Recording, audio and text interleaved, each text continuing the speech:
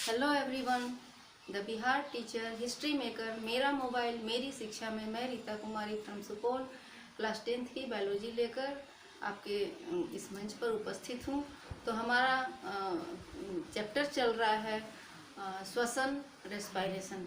पिछले वीडियो में हम लोगों ने देखा कि भिन्न भिन्न प्रकार के जीवों में, जंतुओं में भिन्न भिन्न तरह के श्वसीय अंग होते हैं जिनसे वे श्वसन करते हैं। बहुत सारे ऐसे जीव हैं जिनमें कि पर्टिकुलर ऑर्गन के द्वारा श्वसन होता है। जैसे हम लोगों ने देखा कीट में ट्रैकिया के द्वारा श्वसन होता है, मछलियों में गिल्स के द्वारा होता है, और बहुत से ऐसे वर्टिब्रेट हैं खासकर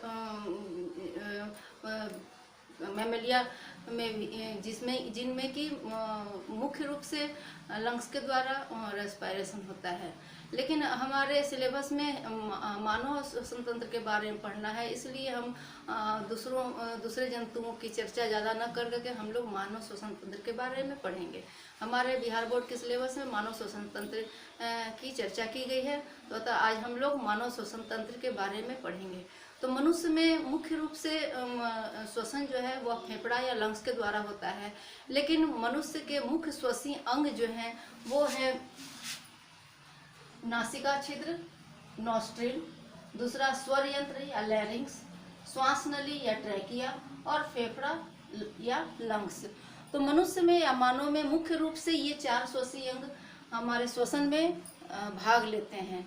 तो आइए हम लोग देखते हैं कि मानव श्वसन, इसके अतिरिक्त भी, इन चारों अंग के अतिरिक्त भी बहुत सारे ऐसे अंग हैं जो कि श्वसन तंत्र में या श्वसन क्रिया में भाग लेते हैं, श्वसन की क्रिया को में मदद करते हैं।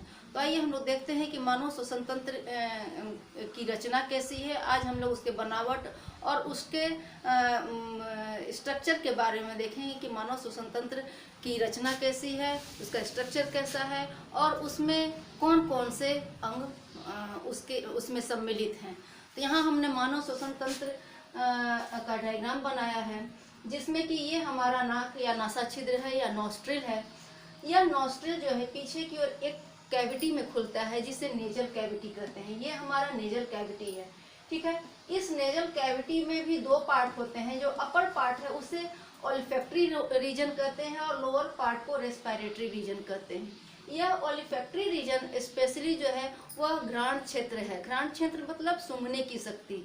तो बहुत से मैमेलिया वर्ग के बहुत से ऐसे जीव हैं जिनमें कि ये ओल्फैक्टरी रीजन काफ़ी लार्ज होता है, अतः उनमें सूंघने की शक्ति भी मनुष्य की तुलना में अधिक होती है। मानव में यह ओल्फैक्टरी रीजन बहुत शॉर्ट होता है, इसलिए मनुष्य में अन्य जंतुओं की अपेक्षा जो है सूंघने की शक्ति कम होती है।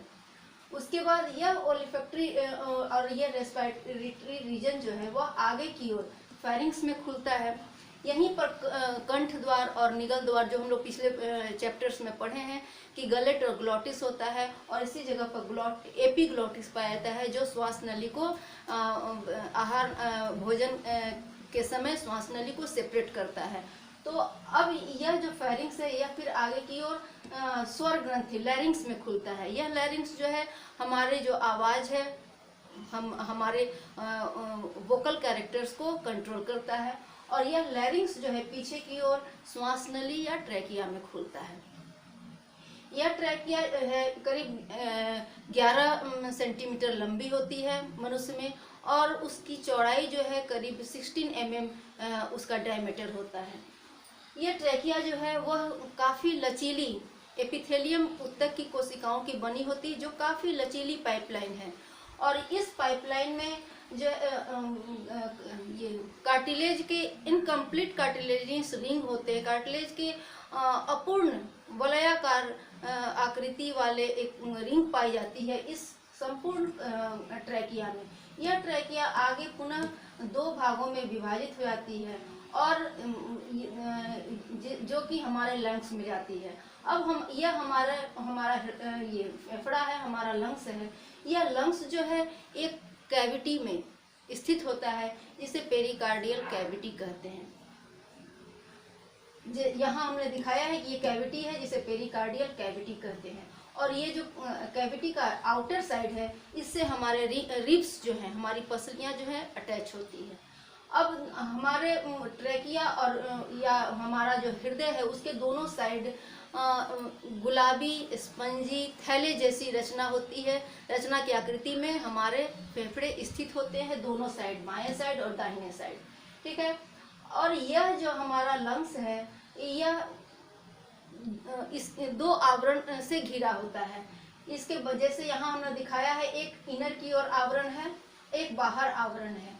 इनर आवरण, बाहर आउटर जो आवरण है उसे हम लोग कहते हैं प्लूरल मेम्ब्रेन या पेराइटल प्लूरा भी कहते हैं। और ये इनर और आउटर मेम्ब्रेन के बीच में जो है प्लूरल फ्लूइड, एक तरह का लिक्विड भरा होता है, वह जिसे प्लूरल फ्लूइड कहते हैं।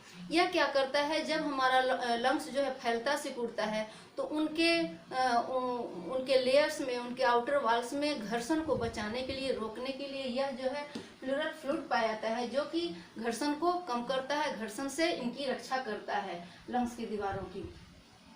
अब और यहाँ पर हमारे लंग्स थोरैसिक कैविटी के नीचे ये हमारा डायफ्राम हो गया। अब यह प्लूरल कैविटी के अंदर जो हमारा लंग्स पाया जाता है, तो यहाँ हम देखते हैं यह ट्रेकिया जो यहाँ दो भागों में डिवाइड हो जाता है, जिसे ब्रोंकस कहते हैं। और दोनों ब्रोंकस दोनों साइड के लंग्स में इन कर जाते हैं, प्रवेश कर जाते हैं। पुनः यह ब्रोंकस कई शाखाओं में बढ़ जाते हैं, जिन्हें ब्रोंकियोल्स कहते हैं। और वह ब्रोंकियोल्स जो है वह पुनः अन्य और भी उनका ब्रांच होते हैं और शाखाओं में बढ़ जाते हैं।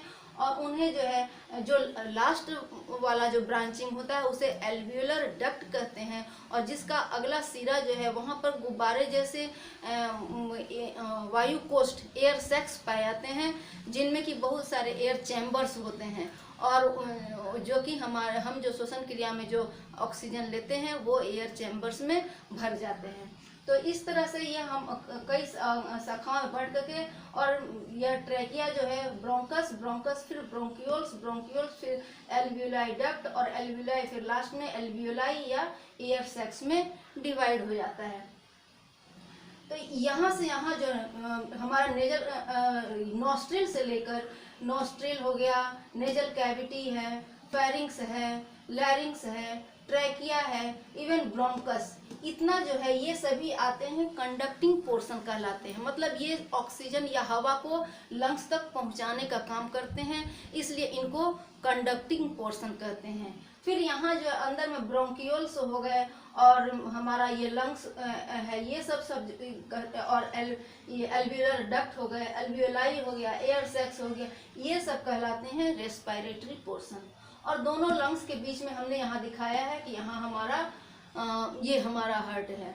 ये राइट लंग्स जो है, राइट लंग्स थोड़ा बड़ा होता है, और चूंकि हमारा हार्ट जो है थोड़ा सा लेफ्ट साइड में टिल्ट है, इसलिए यहाँ पर थोड़ा सा हमने क्लियर नहीं पता चल रहा है, लेकिन यहाँ पर हमारा लेफ्ट लंग जो है थोड़ा सा धंसा हुआ होता है, राइट लंग की अपेक्षा थोड़ा छोटा होता है।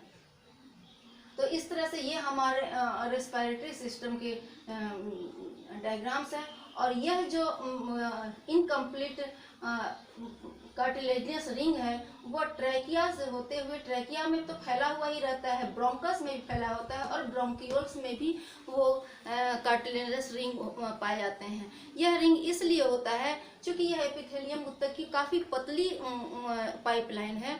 तो जब सांस छोड़ते हैं तो सांस छोड़ने के बाद क्या होता है कि ये पतली नली आपस में, इनकी दोनों दीवारें आपस में चिपक जाएंगी। इसको रोकने के लिए यह जो है इनकम्प्लीट कार्टिलेजियस रिंग होता है, जो कि हवा निकलने के बाद, सांस छोड़ने के बाद इनकी दीवारों को आपस में चिपकने से रोकता है। ठीक है। अब जो है इसके अंदर जो है ये जो जितने सारे एयर डक्ट्स पाए जाते हैं, सारे ब्रोंकियोल्स के बाद जो एल्वियोलस डक्ट हैं, उसके अंदर जो एल्विलाई हैं उसमें बहुत सारे एयर सैक्स पाए जाते हैं, एयर चैम्बर पाए जाते हैं। तो जब श्वसन क्रिया होती है तो हमारा जो भी हम सांस लेते हैं, जो हवा या ऑक्सीजन अंदर प्रवेश करता है, तो ये जो है एयर सैक्स जो हैं इनमें हवा भर जाती है, और यह जो है हमारे लंग्स के सरफेस एरिया को काफ़ी बढ़ा देता है। और दोनों लंग्स में करीब 30 करोड़ एयर सैक्स पाए जाते हैं, एयर चैम्बर्स पाए जाते हैं, जिसमें कि हवा स्टोर होती है, जमा होती है ऑक्सीजन। तो इस तरह से 30 करोड़ एयर सैक्स जो है वो करीब करीब हमारे लंग्स के 400 से 500 वर्ग स्क्वायर फीट एरिया को कवर करते हैं। उतनी एरिया के इक्वल हैं वो, हमारे 400 से 500 स्क्वायर फीट एरिया के बराबर है, उतना एरिया को ये कवर करते हैं एयर सैक्स, जो कि देखने में भले ही स्पेस कम लगे, लेकिन ये जब एयर को अपने अंदर लेते हैं तो सरफेस एरिया को बढ़ा देते हैं। तो इस तरह से हम लोगों ने देखा कि मानव श्वसन तंत्र के मुख्य रूप से जो अंग हैं वो हैं nostril, nasal cavity, pharynx, लैरिंग्स, trachea, bronchus, bronchioles, alveolar duct, alveoli, air sacs जो भी है, फिर प्लूरल मेम्ब्रेन, पैराटिक प्लूरा, और नीचे में जो डायफ्राम है यह भी कहीं न कहीं उससे प्रभावित है, हमारे श्वसन क्रिया में ये भी प्रभावित होता है। तो आज हम लोगों ने श्वसन तंत्र के अंगों के बारे में जाना। कल हम इनके फंक्शन के बारे में जानेंगे कि ये श्वसन तंत्र जो है वह, ये सभी अंग जो हैं ये इस ऑर्गन सिस्टम में काम कैसे करते हैं, इनका फंक्शनिंग कैसे होता है। Thank you, have a nice day.